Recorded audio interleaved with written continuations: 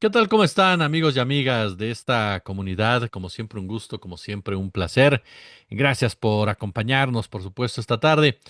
Venezuela y Estados Unidos han estado librando una serie, por supuesto, de enfrentamientos desde hace muchos años, muchos años, teniendo el petróleo como punto clave, aun y cuando Estados Unidos pues ha inventado que sus intenciones son la democratización de Venezuela, así como también el combate al crimen organizado. Hoy se vive un nuevo episodio en esta larga historia ya que data sobre todo desde la llegada de Hugo Chávez al poder. Y vamos a platicarla, vamos a profundizarla, por supuesto, con el analista Pedro Iniesta, a quien saludo como siempre con muchísimo gusto. Mi querido Pedro, ¿cómo estás? Muy bien, Jesús, muchas gracias por la invitación. No, hombre, nosotros siempre honrados, querido amigo, de que nos aceptes la charla. Oye, a ver, platícanos un poco, ¿qué primera lectura le das tú a esta situación que se vive en el Mar Caribe con Venezuela, con Estados Unidos, con un Trump y una Pam Bondi hablando de que van por un cártel, el cártel de los soles? Por el otro lado, Venezuela dice, lo único que quieren es quitarnos el petróleo, pero estamos listos. ¿Cómo vas tú leyendo esta situación, oye? Yo creo que no sé si se pueda distinguir, pero hay que mencionar como dos aspectos históricos del momento en el que vivimos en Estados Unidos, ¿no? Uno, pues es Trump, ¿no? Trump como este sujeto que se observa como pues, bastante ególatra, como muy impulsivo, muy belicista, está recurriendo al uso de militares para un montón de cosas, no nada más para el exterior, en el exterior incluyendo por supuesto Venezuela. Recientemente hizo esta orden de que el ejército participe en la persecución de actividades relacionadas con el crimen organizado del narcotráfico. Por supuesto, esta orden pues, se enmarca también en la lógica de lo que ocurre ahorita en Venezuela. Eh, entonces, pues es este sujeto que aparentemente, desde su ronco pecho, desde su personalidad histriónica de empresario, está llevando a cabo, ¿no? Como política, ¿no? Sin embargo, pues este sujeto pues se enmarca en un estado, en un sistema, que es el sistema norteamericano, digo porque va más allá del estado, yo creo, ¿no? Pero digámoslo, el sistema norteamericano, que lleva años recurriendo precisamente a la narrativa de la lucha contra el narcotráfico para impulsar sus intereses en el exterior. México, nosotros hemos sido pues el terreno de experimentación histórica de esta práctica, ¿no? Porque durante la Guerra Fría, pues recordamos que la mayoría de las intervenciones en el Cono Sur se basaban en una cuestión ideológica, en la persecución del comunismo, y no se ocultaba eso, ¿no? Había una persecución abierta en contra del comunismo, tanto al interior como al exterior. Pero en México la intervención fue desde los años 70, fue a través de la guerra contra el narcotráfico, y no es casual que en México la Operación Cóndor se llame igual que la operación anticomunista en el sur, ¿no? O sea, pues ellos lo ven como igual, incluso los entrenamientos de fuerzas especiales están enfocados en contra del narcotráfico y en contra de la guerrilla al mismo tiempo, ¿no? Entonces, desde el punto de vista de las milicias, del ejército norteamericano, de las élites norteamericanas, pues un comunista le dice lo mismo que un narcotraficante a los estadounidenses, ¿no? Términos narrativos, porque en práctico es diferente, ya iremos viendo por qué.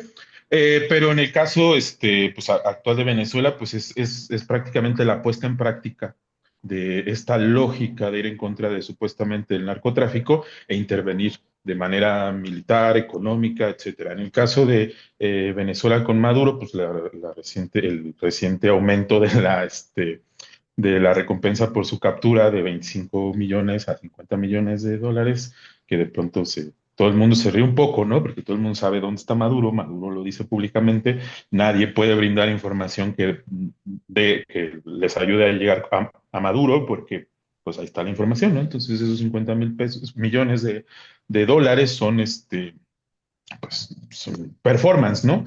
Y dos, pues como también esta parte ya, la acusación de que pertenece al cártel de los soles, que pues básicamente no existe ninguna evidencia, según tengo entendido, de que realmente exista este cártel, ¿no? Entonces, pues ahí está, ¿no? O sea, realmente ya no se necesita una guerra ideológica, ya no se necesita incluso luchar en favor de la libertad, sino en contra del supuesto narcotráfico, en contra de los supuestos cárteles de la droga internacionales, y pues ahí está la primera lectura que veo, ¿no? Que es una cuestión, pues una nueva puesta en práctica de la lucha antinarcóticos, esta vez a gran escala y con intereses geopolíticos muy evidentes, gigantescos también por parte de los intereses de Donald Trump, pero pues al final cínico, ¿no? Una cuestión muy cínica en la cual pues, no existe evidencia y aún así lo acusan y van en contra de él, ¿no?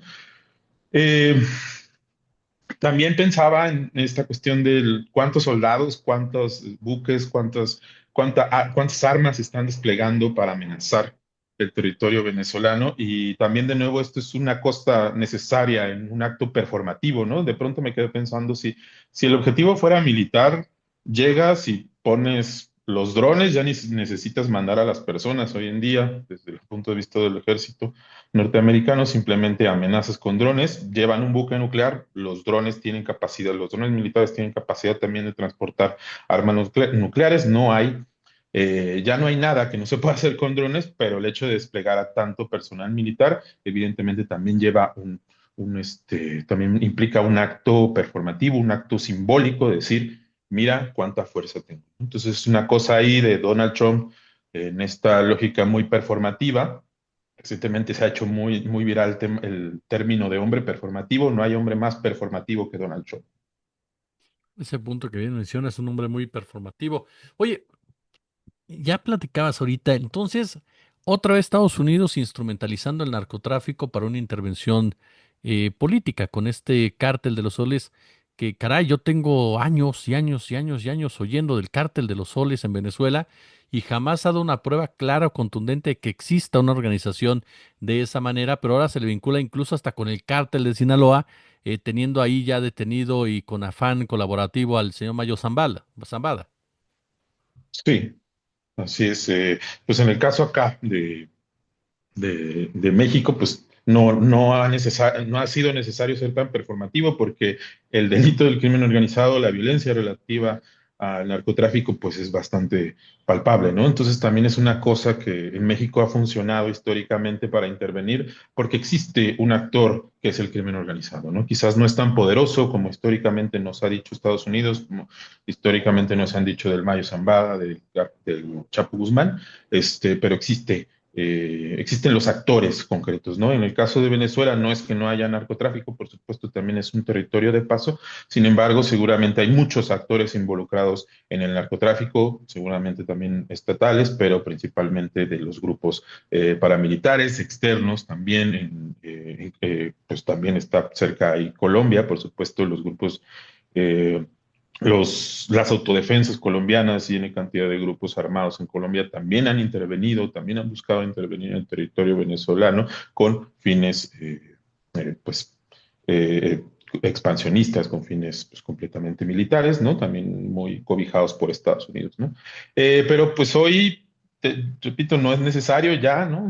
Digo, yo creo que el neoliberalismo, el postneoliberalismo más bien, es una época que es cínica, ¿no? O sea, no es necesario ya pues crear ningún actor externo, armar absolutamente a nadie para decir te voy a intervenir y ahí está Donald Trump como ejemplo, ¿no? O sea, Donald Trump realmente puede decir mañana quiero intervenir Costa Rica, ¿no? Porque Costa Rica tiene, hoy se creó un actor armado y haría algo performativo con ello. Por supuesto, Costa Rica, pues no le interesa en términos geopolíticos, lo estoy diciendo como un ejemplo ridículo, pero al final eso es Donald Trump, ¿no? Una persona que acusa y después utiliza esas acusaciones en beneficio personal y, por supuesto, también del sistema que lo cobija hoy en día, ¿no?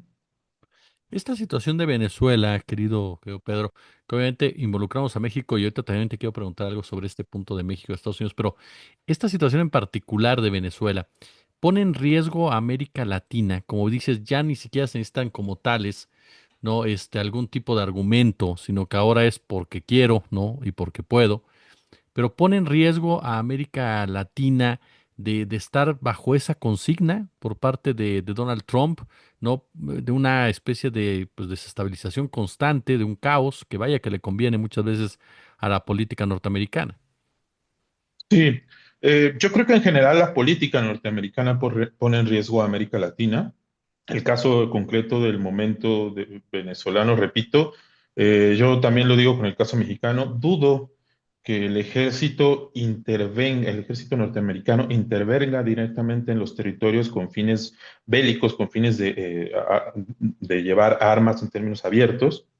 Eh, pero estas intervenciones, repito, les sirven como este respaldo del poder que tiene Donald Trump, ¿no? Diciendo, mira, este es mi poder, necesito que hagas esto por mí, ¿no? Por supuesto, esa es básicamente su política en todo el mundo, ¿no? Y se ve distinto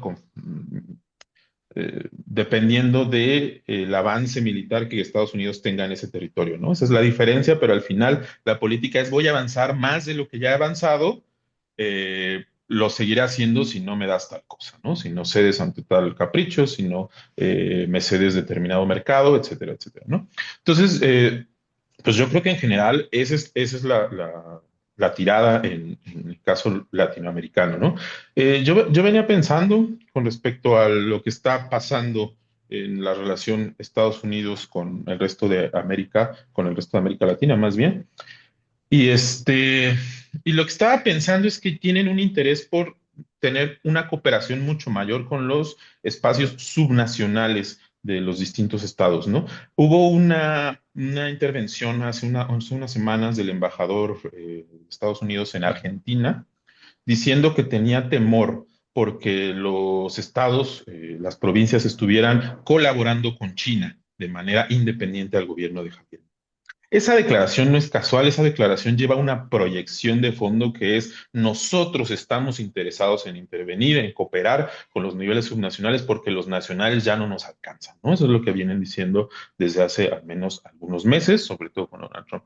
Entonces, más bien en esa lógica yo pensaría que está América Latina, ¿no? Obviamente el régimen en Venezuela tiene otra característica por esta tensión permanente que ha existido con Estados Unidos durante las últimas décadas por esta guerra económica que tiene Estados Unidos frente a Venezuela, con un bloqueo permanente, con cobro de tarifas, con el cobro de cuotas, con el cobro de multas por parte de los estados occidentales de maneras ridículas con el Estado, pues, con la nación venezolana. Entonces, pues ahí hay una guerra, ¿no? O sea, Venezuela ha sostenido una guerra económica por décadas, a diferencia quizás del resto de países que siempre es una tensión y distensión, ¿no? O sea, eso es lo que sucede generalmente con el resto de países que no son Cuba o Venezuela en América Latina, donde sí existen tensiones, no digo que no, pero al final rápidamente se resuelven dependiendo de los distintos gobiernos, ¿no? Pero el caso venezolano es distinto precisamente porque llevan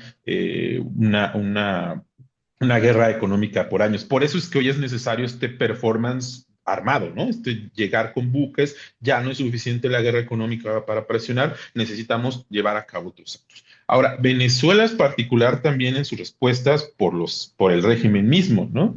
Venezuela tiene milicias populares, ¿no? Tiene las milicias bolivarianas que, no sé si recuerdas la operación Gedeón o Gedeón del 2020, creo que justo estábamos 21 en pandemia, y hay un grupo de mercenarios provenientes de las fuerzas especiales norteamericanas quiso introducirse a Venezuela por la costa y fue intervenido no nada más por el ejército venezolano, sino por las milicias bolivarianas que están hechos de civiles. En ese caso fueron detenidos por pescadores, ¿no? Hoy en día el grupo de pescadores ya levantó la voz a favor del régimen, van a defender Venezuela. Entonces, al final hay gente popularmente armada que más allá de que ellos puedan incluso hasta seguramente ser críticos o incluso hasta opositores de Nicolás Maduro, entienden lo que implica una intervención estadounidense, ¿no?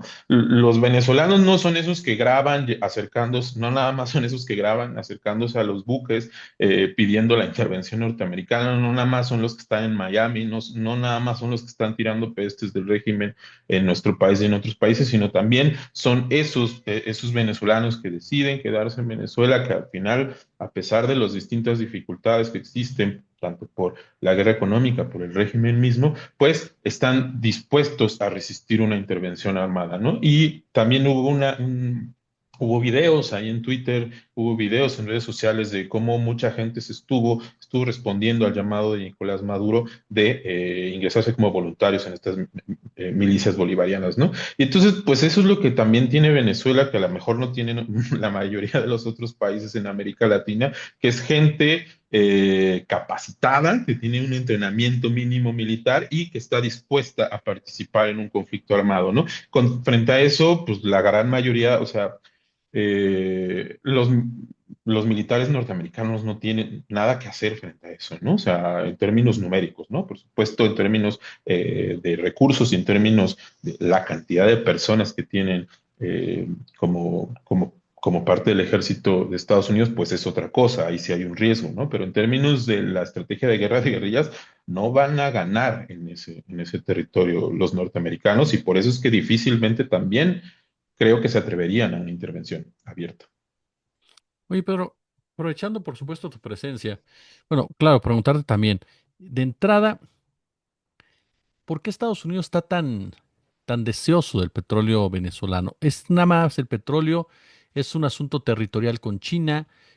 ¿Por qué lo vemos más ambicioso a Estados Unidos o más agresivo? ¿Es por lo que nos planteas únicamente la presencia de Trump, la personalidad de Trump como tal, el estilo de gobierno, o tú ves algo más en ese sentido? Perdón por servirme el cafecito. Mira, yo creo, yo creo que sí existe una tensión muy fuerte en el sistema capitalista occidental con Estados Unidos a la cabeza, ¿no? Eh, no existe una cuestión de necesidad, pues, económica en las grandes élites. Si tú observas cómo las élites norteamericanas y del resto de asociados en los últimos años se han enriquecido, pues han ganado más, ¿no? La gran mayoría se han hecho más ricos. Entonces, no existe una razón aparentemente de competencia económica que los obliga a ir por más, pero van por más, ¿no? Y yo creo que ahí justo es como de esas contradicciones que tiene el sistema capitalista, que por la ambición de la acumulación del capital, pues termina generando acciones seguramente autodestructivas, ¿no? En el caso de Trump, creo que es el elemento autodestructivo que está exigiendo el sistema económico norteamericano. Es el sistema, es el agente autodestructivo. Yo lo pienso por esto. Este dicho del que mucho abarca, poco aprieta. Donald Trump está utilizando las Fuerzas Armadas para absolutamente todo, tanto al exterior como al interior, y todo con fines no de beneficio, sino precisamente de persecución de la población civil, ¿no? En Estados Unidos, este mandato de llevar a cabo la persecución del narcotráfico a través de los militares, esta cuestión del uso de la Guardia Nacional a nivel federal y no nada más de los estados, estas sugerencias que vienen desde su periodo anterior de utilizar a los militares en contra de manifestaciones, etcétera, etcétera, pues lleva una profundización del uso de militares, es una militarización al interior de Estados Unidos y hacia el exterior, por supuesto que también están llevando a cabo esta extensión de los militares, ¿no? Esto, a pesar de que estamos viendo como esta performatividad del poder de Donald Trump, pues también debilita los distintos flancos que tiene la guerra, el ejército norteamericano. Y eso, pues, debilita al final al sistema norteamericano como tal, ¿no? Entonces, yo creo que es una liga que, si la sigue estirando como la va estirando, va a generar una crisis al interior, ¿no? Desde su periodo anterior, varios generales, grandes generales del ejército mostraron su descontento por uso muy a la ligera que tiene Donald Trump con los militares, esta facilidad que tiene de usar la fuerza, usar el llamado a la fuerza simplemente porque quiere, porque cree que es necesario, lo que sea, ¿no? Entonces, yo creo que este tipo de cosas va debilitando en sí las instituciones norteamericanas desde su poder, desde el poder ejecutivo, ¿no? Entonces, yo creo que no nada más es perjudicial para América Latina yo creo que es perjudicial primero para los norteamericanos, sobre todo por esta lógica también de militarización del contacto que tiene el Estado norteamericano con la población civil. Finalmente, querido Pedro, y aprovechando tu presencia y con base en un posteo que leí de tu cuenta, ¿qué esperas de este acuerdo de seguridad entre México y Estados Unidos? Ya lo decías, no va a haber una participación, una intervención de Estados Unidos, pero puede haber ciertas acciones muy particulares de Estados Unidos que algunos han hablado de asesinatos selectivos, otros más de intervenciones de otro tipo. ¿Cómo ves tú este acuerdo entre el gobierno de Sheinbaum y el gobierno de Trump que está a punto de presentarse de la mano de Marco Rubio? Oye? Uf, es también una situación complicada, ¿no? Yo repito, creo que es parte de este uso de la narrativa antinarcóticos que tiene Estados Unidos histórica para intervenir para impulsar sus intereses en el exterior. Yo la verdad es que, justo, repito también, otra de las cosas que me hizo pensar que Estados Unidos seguramente tiene la intención de colaborar más con los niveles subnacionales es el caso mexicano y la reciente, pues se le ha dicho militarización de la policía en Sinaloa, ¿no? ¿Por qué? Porque va a haber un acuerdo de entrenamiento con Sedena y porque va a haber un nuevos reclutas, ¿no? Entonces, pues digamos, es un nuevo acuerdo entre Sedena y un gobierno estatal. Pero hay que pensar que Sedena lleva años colaborando con el ejército norteamericano y que tiene toda la dinámica de impulsar los intereses de las agencias norteamericanas en nuestro país, ¿no? O sea, pues la verdad, a pesar de la cuarta transformación, el ejército tiene sus propios intereses, tiene su propia agenda, tiene autonomía, ¿no? Tiene capacidad. Entonces, de pronto, no, yo creo que no hay que imaginar al ejército que va a defendernos en cuanto haya una invasión, sino más bien hay que imaginarnos al ejército que va a colaborar con las fuerzas norteamericanas para que Unidos intervenga en nuestro país. Y creo que esta intervención va a estar muy acuñada, va a ir muy de la mano con pues toda la tecnificación de la seguridad en México, ¿no? Toda esta parte del nuevo sistema de inteligencia. O sea, al final creo que Estados Unidos va a tener un papel privilegiado en este nuevo sistema de seguridad que se está impulsando por México, ¿no? Eh, por supuesto, quiero aclarar que esto es una hipótesis, ¿no? Porque este tipo de acuerdos pues, no son públicos, no sabemos en realidad al final lo que Claudia Sheinbaum termina negociando con las autoridades norteamericanas. Creo que van a mantener la narrativa de la soberanía mexicana y a lo mejor eso no está mal, ¿no? O sea, es una cosa que también me parece que hay un aspecto de nuestra soberanía que tiene que ser muy simbólico, que es precisamente que la población estemos reacios a la intervención norteamericana. Eso es algo importante en términos de estrategias militares. Pero al final yo creo que, pues, finalmente Estados Unidos tiene mucho interés en recibir la información que proviene del narcotráfico, no con la finalidad de perseguir el narcotráfico, sino tener un mayor control de los flujos narcóticos que a lo mejor en este momento no siente o no tiene, ¿no? Pues lo veo, la verdad, no soy muy optimista con respecto a la posición que tiene México. Yo creo que es algo histórico, esto no viene en este sexenio, o sea, México ha sido subordinado a Estados Unidos por el tema del narcotráfico, repito, desde los años 70. México hace lo que quiere Estados Unidos, desarma policías, envía elementos militares a tales lugares, o sea, al final México ha estado completamente subordinado a la lógica antinarcótica de Estados Unidos salvo por algunos casos muy excepcionales, como por ejemplo cuando el presidente Andrés Manuel López Obrador detuvo a la DEA, y cuestionó su papel en nuestro país, o sea, al final hizo ahí un par de cosas que sí impidió la intervención de estos agentes de la DEA, pero al final eso es algo de muchas cosas que al final están muy institucionalizadas y muy acostumbradas en el sistema de seguridad mexicano, que es hagámosle caso a los estadounidenses. Mi querido Pedro Iniesta, yo como siempre te agradezco estos minutos para nuestra comunidad, oye. No, pues con mucho gusto, Jesús, y muchísimas gracias.